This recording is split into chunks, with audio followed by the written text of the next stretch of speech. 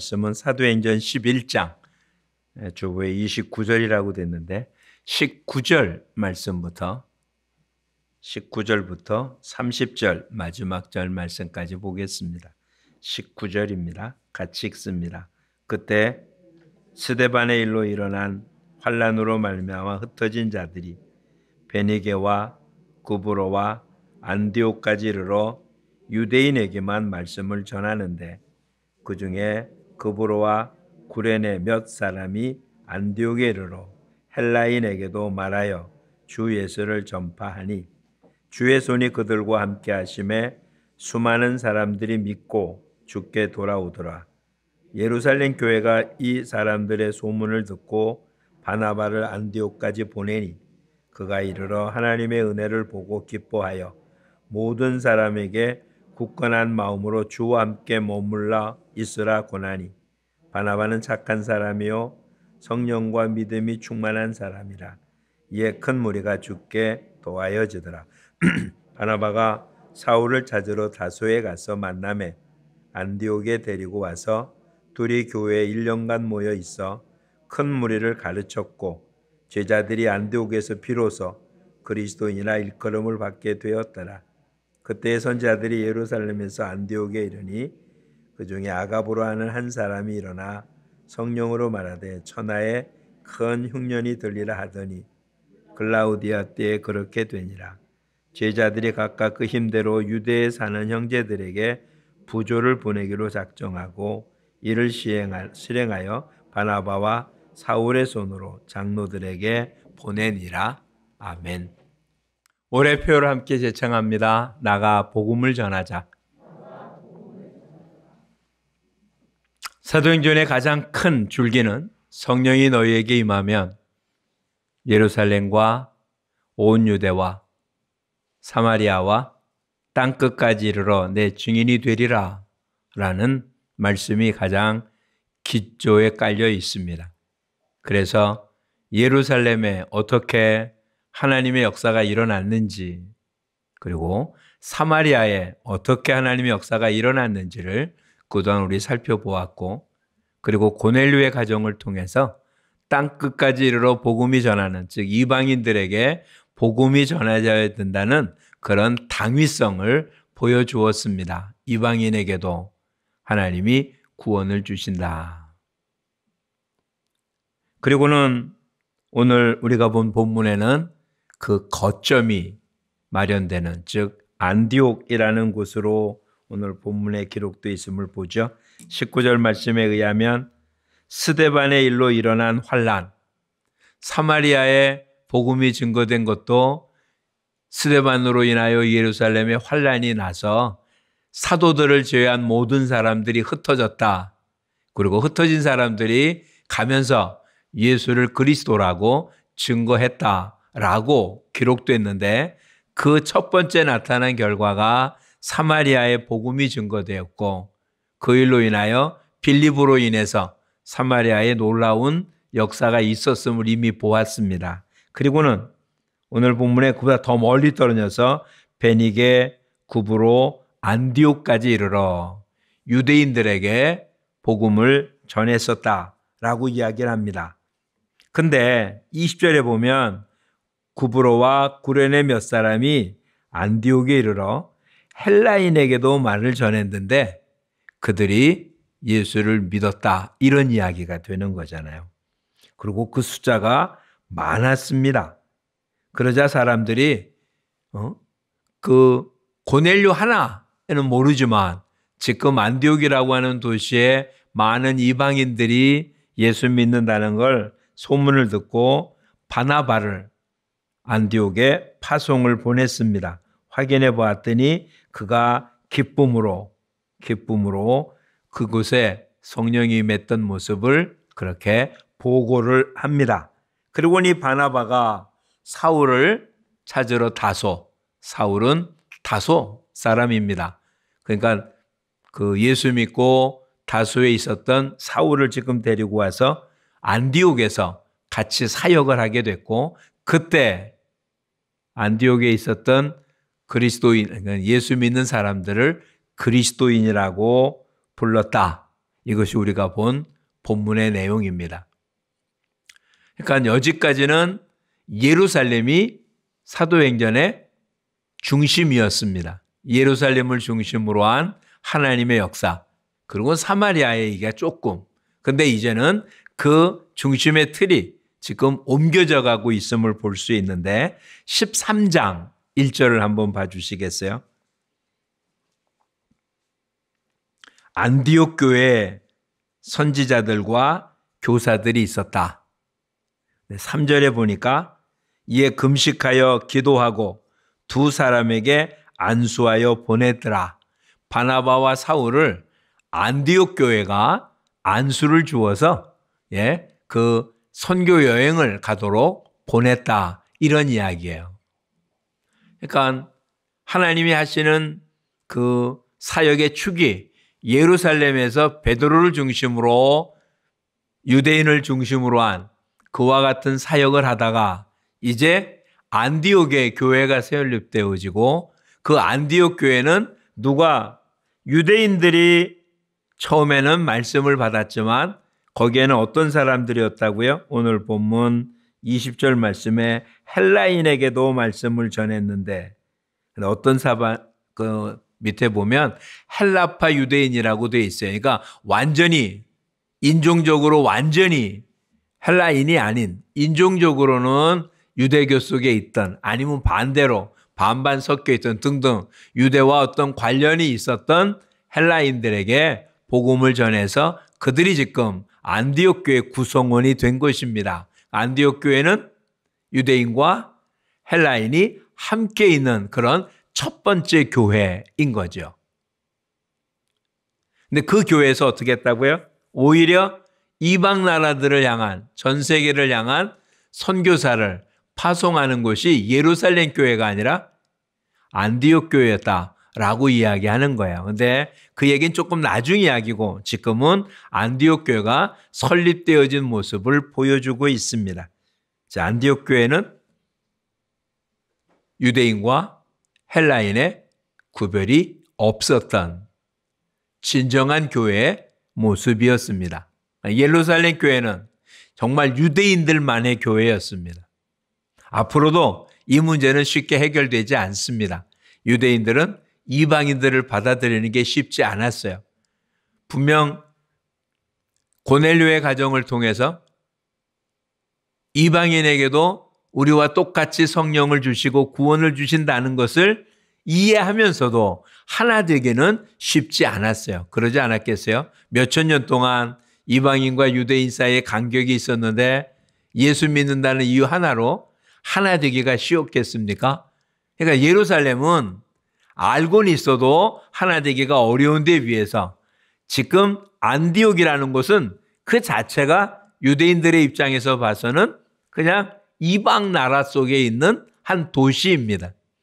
그러니까 이방 나라 속에 있는 유대인들과 그 속에 있었던 헬라인이 믿음 안에서 하나가 된 첫 번째 교회로 성경에서 우리가 보여주는 것입니다. 우리식으로 얘기한다면 각양각층의 사람들이 모인 첫 번째 교회가 안디옥 교회고 그 교회가 전 세계 복음을 전하는 중심이 되어진 모습입니다. 그러니까 하나님은 어떤 교회를 사용하시냐는 거죠. 잘 생각해 보십시오. 예루살렘 교회는 폭발적으로 확장됐는데 떠날 생각을 안 했던 교회입니다. 왜? 그게 유대인들의 사고방식이니까요. 중국 사람들의 중화사상이라는 게 중국이 중심이라는 거잖아요. 이스라엘 사람들은 그보다 더해요. 예루살렘이 어떻게 보면 우주의 중심인 거예요. 그러니까 예루살렘은 떠날 수가 없죠. 예루살렘이 모든 유대인들의 지난 역사 가운데 유대가 흩어졌다가도 2000년 만에 다시 돌아왔을 때 시오니즘이라고 시온으로 돌아가자거든요. 시온성이 예루살렘 성입니다. 그러니까 이들의 고향이 그냥 예루살렘이에요. 그러니까 지역적으로 보이는 예루살렘만이 아니라 유대인들이 있는 그곳이 그냥 예루살렘이에요. 폭넓게 보면 이스라엘 전체가 예루살렘일 수도 있는 거죠. 그러니 그곳을 떠날 이유가 있습니까? 자기들끼리만의 공간인데. 근데 하나님 어떻게 하셨습니까? 스데반의 일로 핍박을 받아서 흩어지게 만드는 거잖아요. 그 흩어지게 했기 때문에 곳곳에 믿는 자가 생겼습니다. 사마리아에도 생겼고, 오늘 본문에 보니까 이렇게 흩어진 사람이 구브로 안디옥까지 이르러, 그리고 언제인지 모르지만 로마에도 이미 교회가 있었던 걸 보면 이때 흩어진 사람들이 정말 알지도 못하지만 곳곳에서 이미 작은 교회들을 형성하고 있었던 건 분명합니다. 그런데 하나님께서 추를 안디옥으로 옮긴 이유는, 안디옥은 유대인과 이방인이 함께 모여있는, 하나님이 원했던 각양각층의 사람들이 모여있는 진정한 교회의 모습을 갖췄고, 이 교회는 부흥되고 분명히 확장이 됐잖아요. 그렇죠? 근데 확장된 모습으로 자기를 지킨 게 아니라 어떻게 했다고요? 파송 보내서 복음을 전하도록 했다. 사람만 보낼 수 있겠어요? 사람을 보내면 필요한 걸 같이 보냈어야 되겠죠. 그러니까 안디옥 교회가 첫 번째 선교사를 파송한 겁니다. 교회가 확정돼서 우리 교회를 키운 게 아니라 그 교회가 계속해서 다른 곳에 교회를 세우는 일을 앞장선 모습, 어찌 보면 하나님께서 원하시는 거죠. 요즘 어떤 단체에서는 이런 식의 표현을 합니다. Back to the 예루살렘, 예루살렘으로 돌아가자.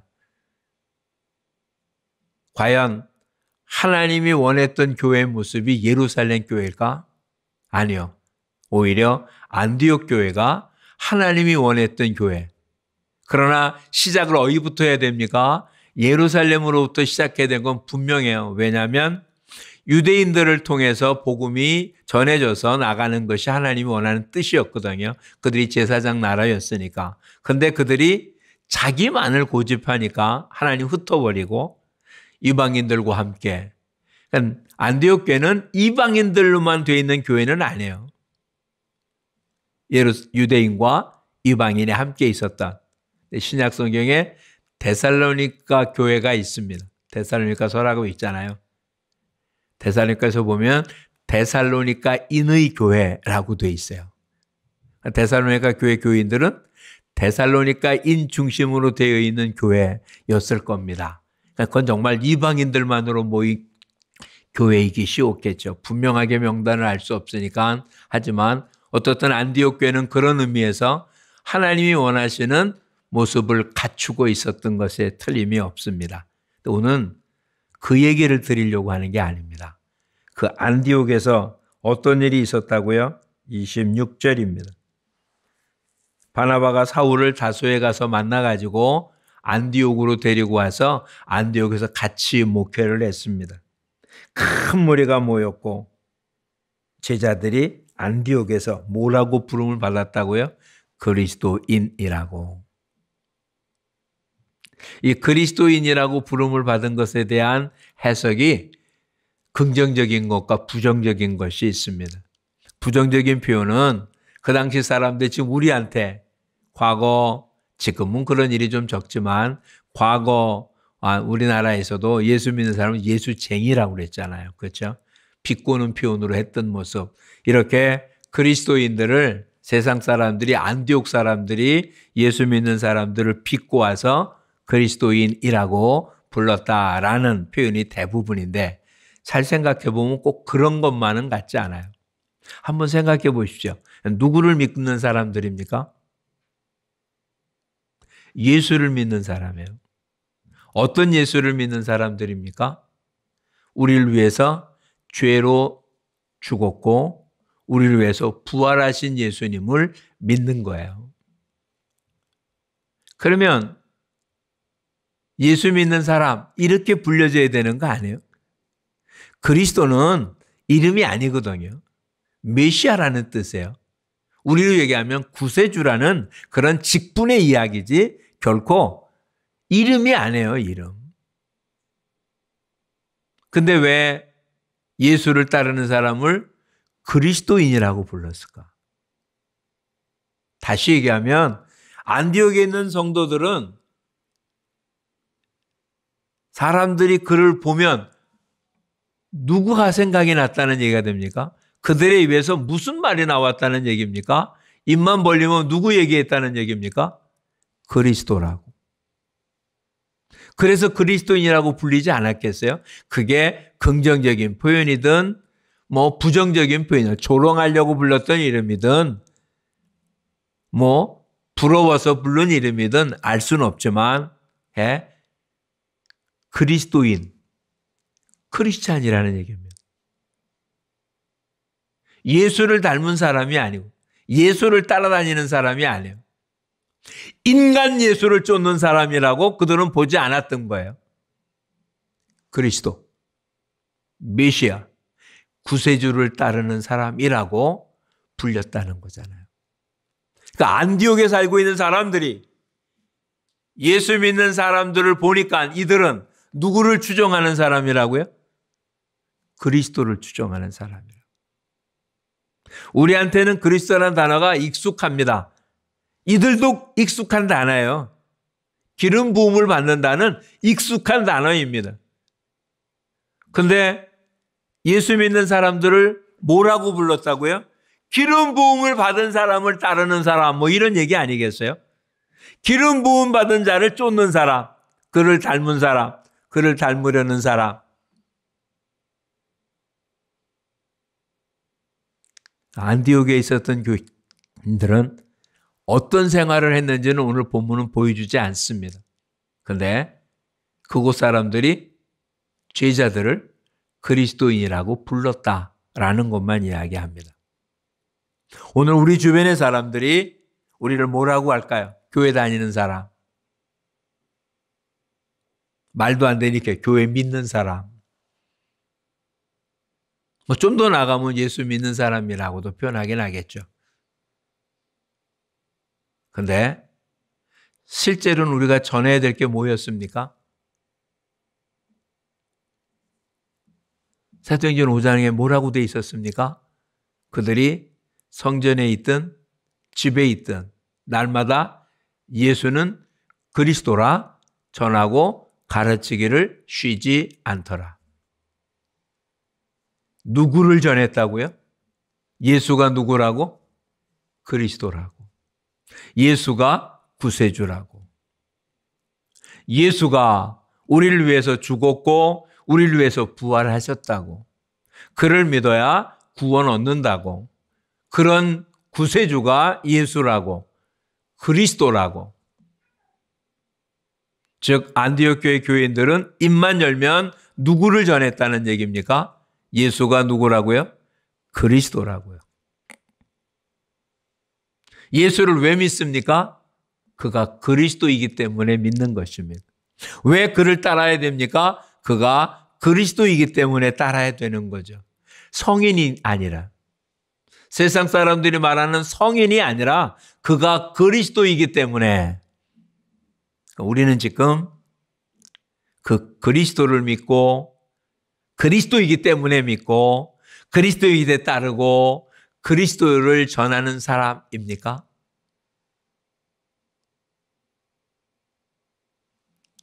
아니면 우리는 그냥 남이 불러주는 게 아니라 우리 스스로 그리스도인이라는 호칭을 우리 스스로 지은 겁니까?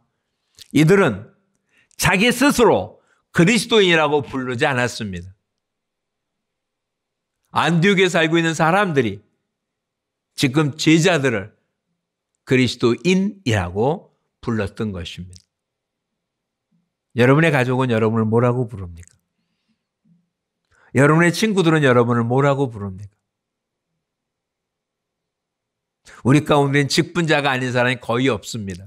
그래서 다 집사님, 권사님입니다. 이건 그리스도인하고는 아무런 상관이 없는 직분이고 아니면 직분과도 상관없는 호칭입니다.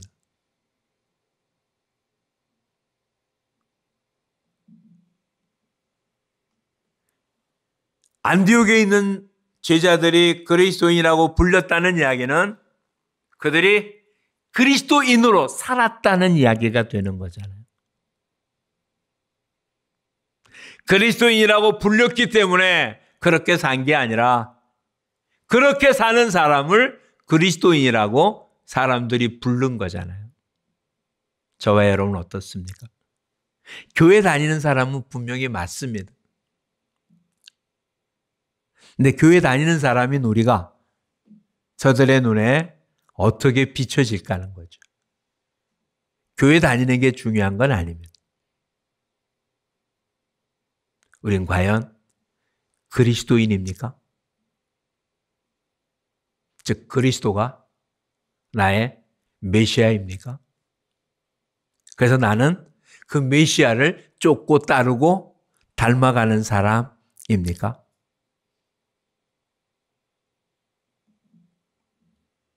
하나님이 원하는 게 그리스도인이라는 호칭을 받는 자격을 갖는 게 아니고요.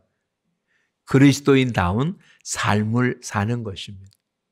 그래서 사도 바울은 우리한테 이렇게 편지를 썼습니다.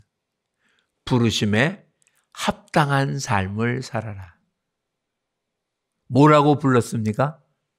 나의 아들이라고. 세상 사람들한테 어떻게 불리기를 원하고 있습니까? 그리스도인. 이게 우리가 부름받은 이름이잖아요. 그렇게 부름받은 사람이 부름받음에 합당한 삶을 살라고요.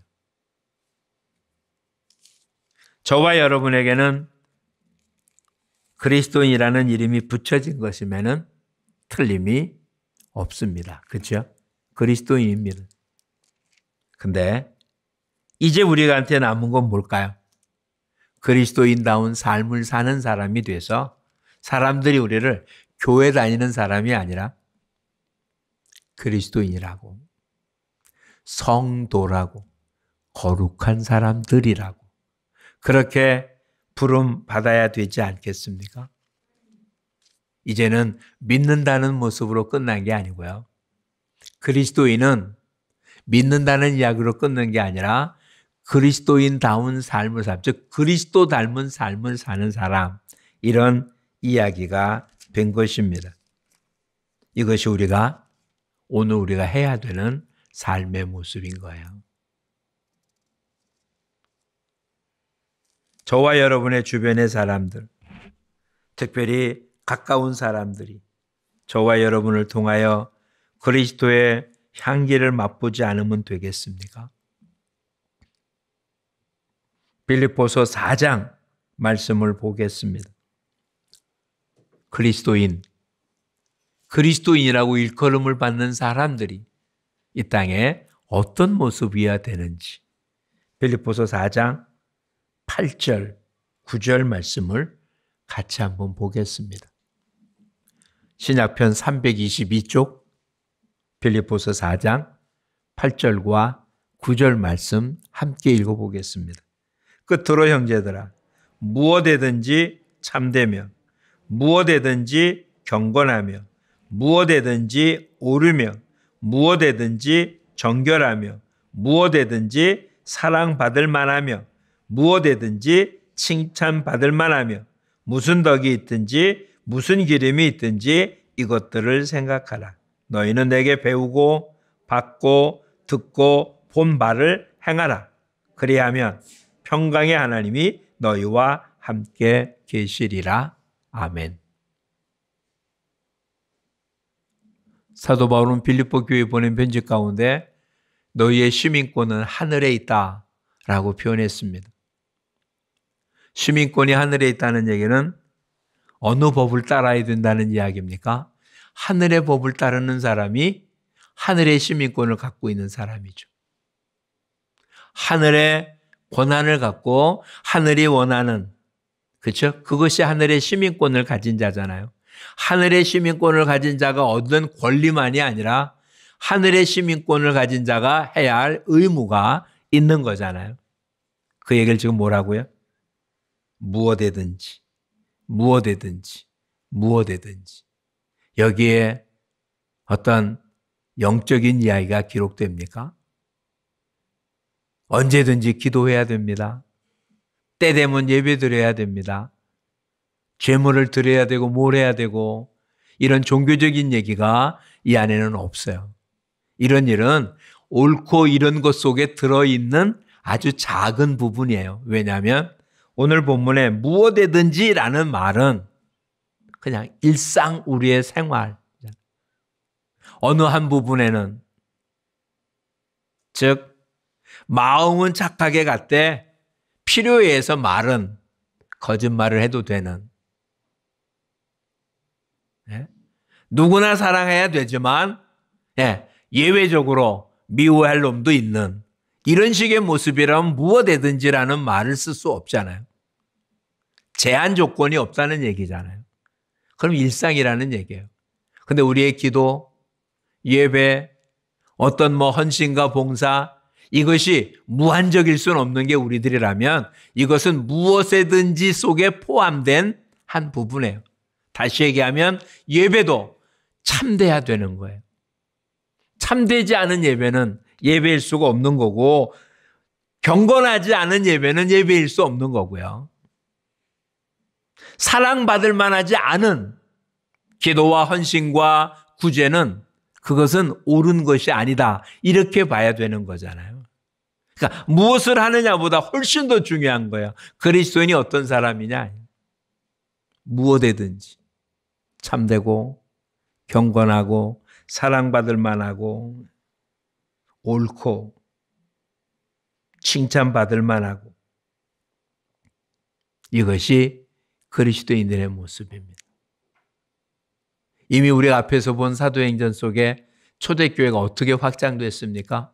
사도의 가르침을 받고 떡을 떼며 나누며 사람들에게 칭송을 들으니 주께서 믿는 자의 수를 더했더라. 뭐 했더니 믿는 자의 수가 더했다고요? 사람들에게 칭송을 들으니. 왜 칭송을 들었겠어요? 무엇이든지 참되고 경건하고 옳고 청결하고 사랑받을 만하고 하면 칭송 듣지 않겠어요? 그렇죠? 예배 드렸다고 사람들이 칭송 드렸겠어요?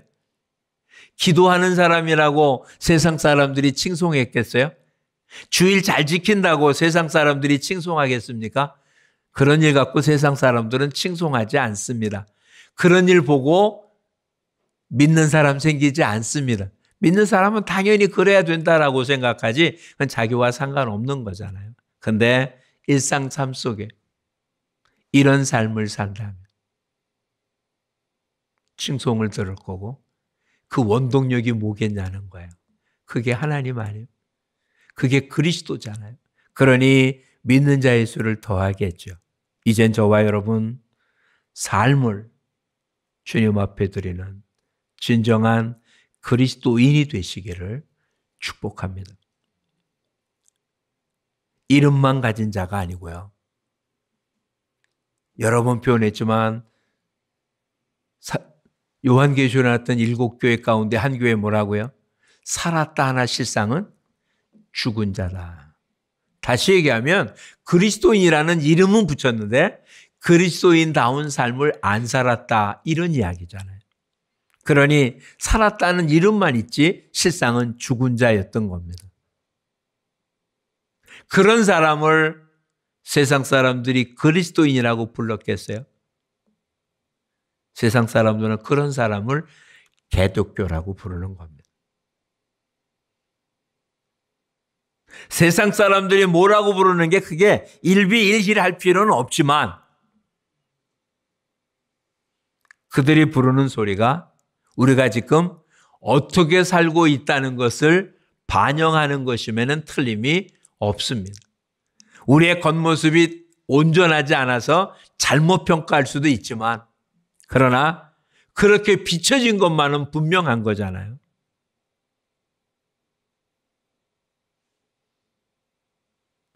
그런데 그렇게 비춰진 게 누구 때문이냐는 거죠.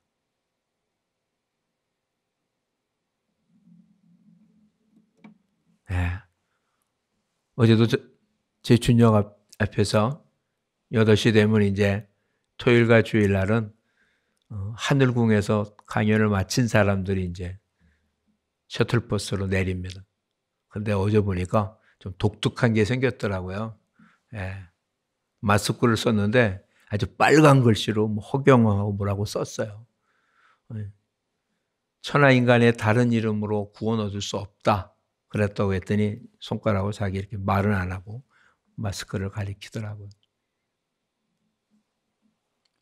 허경영이 메시아래요.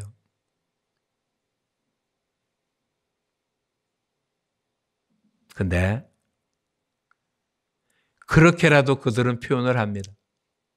근데 저와 여러분 어떻습니까? 과연 그리스도인입니까? 나서서 외치는 얘기가 아닙니다. 그렇게 할 수 있는 건 전도의 어떤 방법의 하나입니다. 근데 그보다 훨씬 더 중요한 게 뭐라고요? 무엇이든지 바르고 경건하고 칭송 들을 만하고 사랑할 만한 그런 삶 자체인 것입니다. 왜 세상 사람들이 예수 믿는 우리를 독하다고 표현할까요?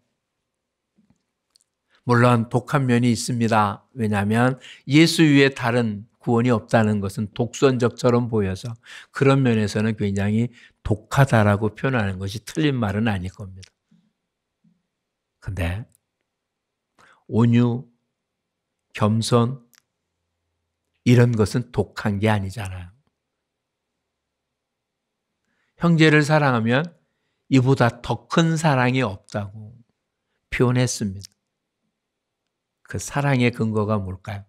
그게 그리스도인임을 나타낼 수 있는 표입니다. 예수님이 이렇게 말씀했습니다.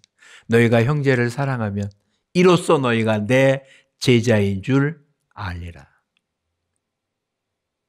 우리가 그리스도임을 나타낼 수 있는 외적인 모습이 뭐냐? 사랑하는 거라는 거예요.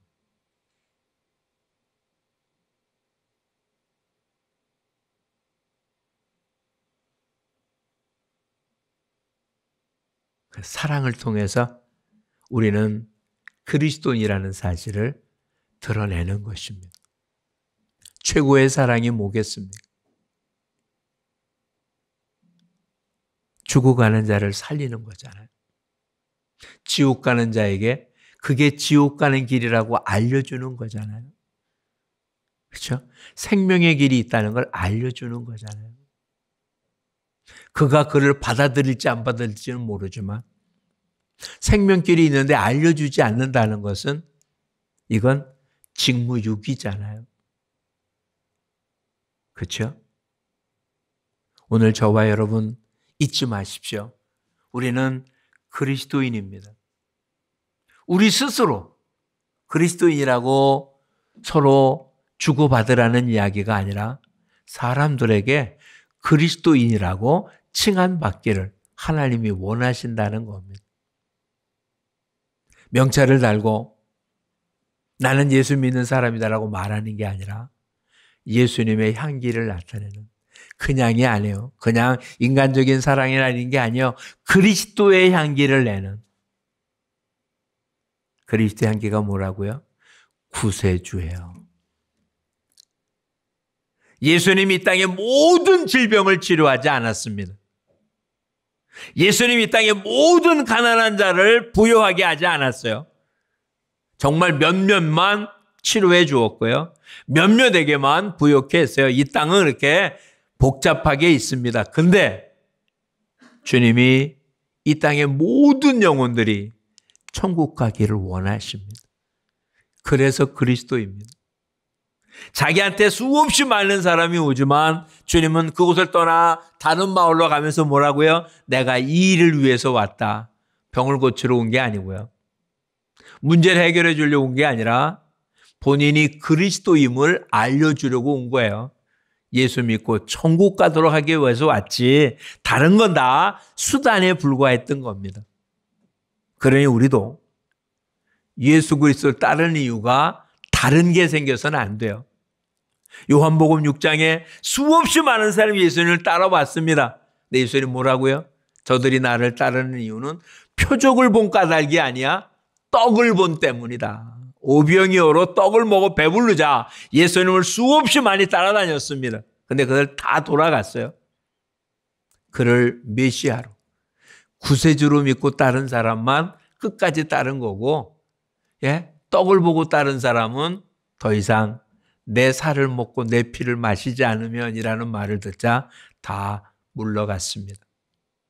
즉 물질 보고 예수 믿으면요, 물질의 어려움을 당할 때 예수 떠날 거예요. 예수 믿고 병 고치는 걸 믿고 따르다가 또 아프면 예수 떠날 수밖에 없겠죠. 그런데 예수가 그리스도임을 믿으면 그것은 영원히 변치 않습니다.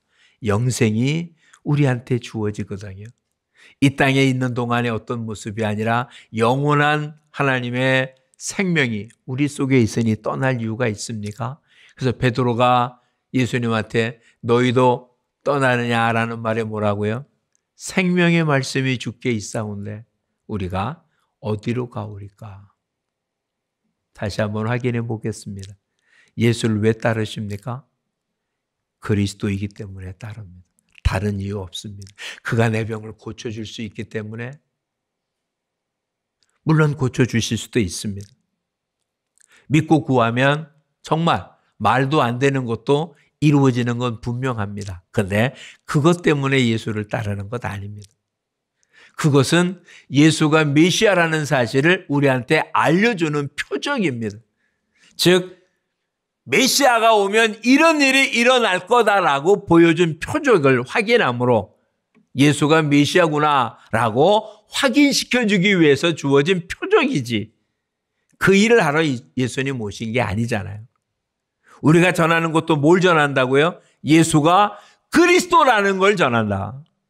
예수님만 우리를 지옥에서 천국으로 옮겨주는 구세주다. 이게 우리가 전하는 메시지입니다. 그리고 나도 그것을 믿습니다. 그러니 그런 우리를 뭐라고 부른다고요? 그리스도인이라고 부른다. 예수는 믿지만 예수를 통해서 부자가 되려고 하는 사람은 그리스도인이 아닙니다. 예수를 믿지만 세상의 평안을 원한다면 그건 그리스도인은 아닙니다. 예수 믿고 예수 따르는 사람, 육신에 예수 쫓는 사람도 그렇습니다. 이방 종교도 얼마든지 부욕해 줍니다. 이방 종교도 병을 고쳐줍니다. 이방 종교에도 이적이 일어납니다. 그런데 그리스도는 아닙니다. 우리 다시 한번 분명한 걸 짚고 넘어가죠. 하나님께서 놀라운 중심축을 예루살렘에서 안디옥으로 옮긴 이유는 여기는 유대인과 이방인이 함께하는 교회였기 때문입니다. 그러니까 이방인은 예수를 따라야 될 이유가 없어요. 그렇죠?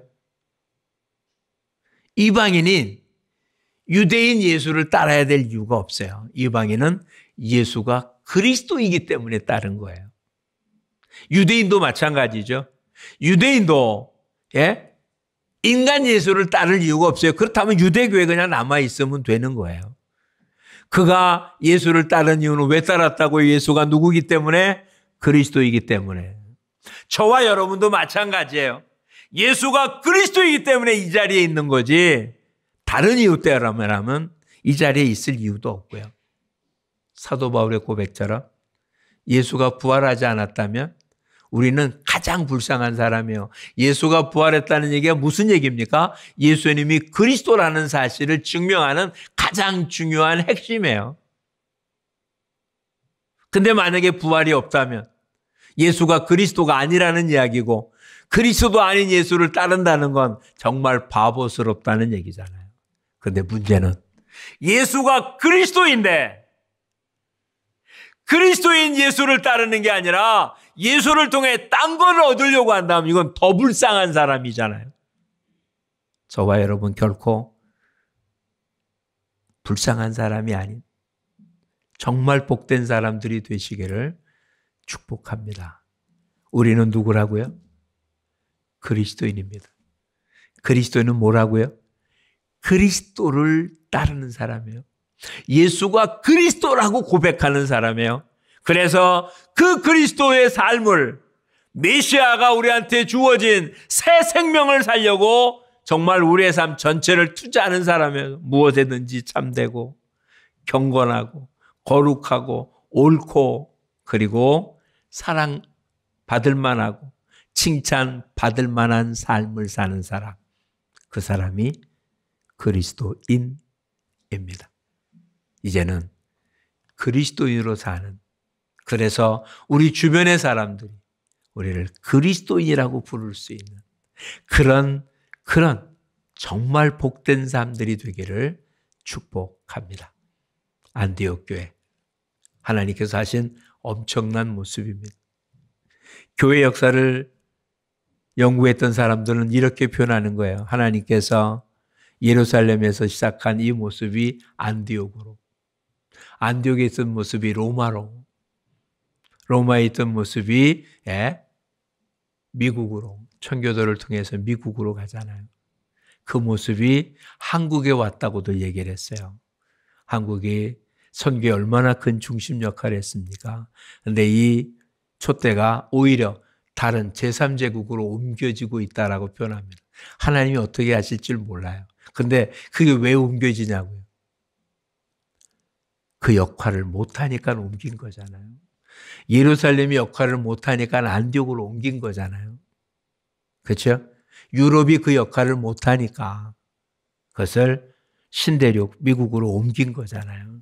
미국이 그 역할을 못하니까 다른 데서 그 역할을 하도록 한 거잖아요. 우리도 그 역할을 못하면 옮길 거예요. 그럼 옮기면 괜찮지 않냐라고 생각하는데 그게 옮겨질 때마다 어떤 일이 생겼냐? 옮겨진 남은 그곳이 황폐해졌어요. 즉 옮긴 이유가 뭡니까? 그리스도인다운 삶을 안 살았다는, 교회가 없어졌다는 얘기가 아니고요. 교인 수가 줄었다는 얘기도 안 해요. 근데 하나님의 뜻대로 사는 그리스도인다운 삶이 없자 하나님이 촛대를 옮겼고, 촛대가 옮겨지자 그 지역이 형편없어졌어요.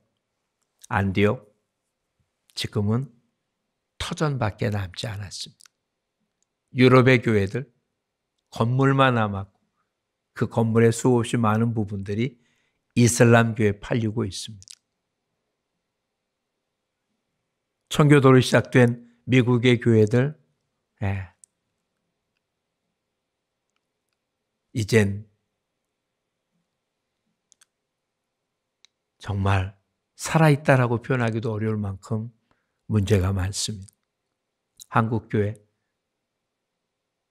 그나마 하나님께서 쓰시고자 했던 촛대가 옮겨진다면 한국에 있는 게 뭐가 있을까요? 한국에 있는 것을 사용할 수 있는 유일한 모습은 하나님의 은총이 있는 것 이외에 다른 길이 없습니다.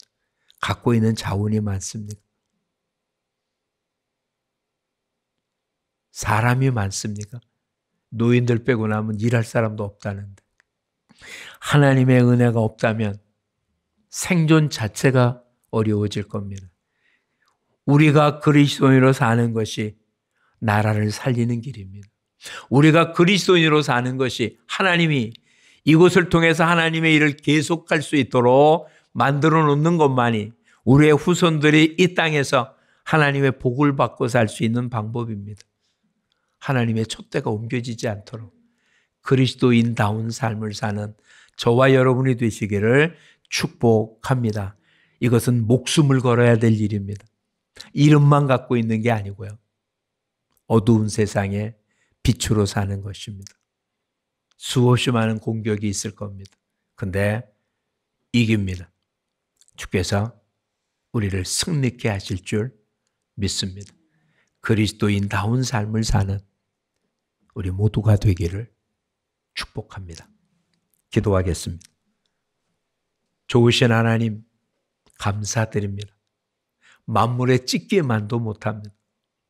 어찌 이렇게 더럽고 추잡한 저희들을 위해서 하나님이신 예수 그리스도께서 십자가에 피 흘려 죽이기까지 우리를 사랑하셨습니다. 이 큰 사랑을 입은 저희들인데, 아버지, 그리스도인이라는 이름으로 사는 것이 아니라 예수 믿고 얻으려고 하는 이익을 갖고 살았던 저희들은 아닌지요. 이제는 참으로 예수가 그리스도라는 사실을 믿고 그리스도를 전하며 그리스도로 인하여 얻어진 새 생명을 그리스도를 위하여 사는 사도 바울의 고백절, 이제는 내 안에 그리스도가 살았다라고 고백하며 사는 우리 모두가 되게 하여 주옵소서. 이것이 우리 가정을 살리는 길이고 사회를 살리고 국가를 형통하게 할 수 있는 유일한 길임을 이 땅의 모든 기독자들이 깨달아 하나님의 뜻을 이어가는 복됨이 있기로 축복하옵소서. 무엇이든지 우리의 삶 자체가 거룩하게 도와주옵소서. 예수님 이름으로 기도합니다. 아멘.